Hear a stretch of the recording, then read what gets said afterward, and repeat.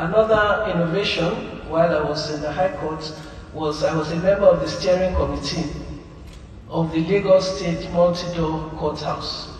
That is the first court-connected ADR center in Africa. That model has also been adopted across the Federation to reduce dockets and speed trials.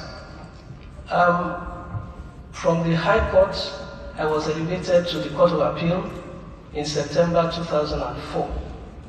While at the Court of Appeal, I served in various divisions. I served in Kaduna, Port Harcourt. At the same time, I was also carrying out my regular duties as a judge of the High Court.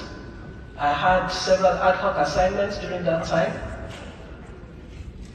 Two of them that are quite worthy of mention is I was a member of the committee that drafted the Lagos State High Court Civil Procedure Rules in 2004.